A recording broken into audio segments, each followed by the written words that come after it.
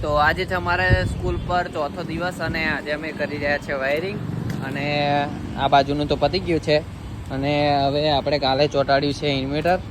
તો જોયું, બતાવી દો તમને. અને આ છે વડોદરા, જુઓ વાઘોડી. આપણે આ કેબલ આવી ગયા.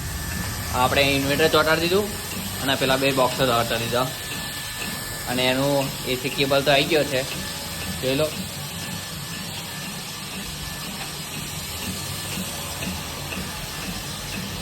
હવે આ કેબલ ટ્રે બી લાગી ગઈ છે આ બાજુ,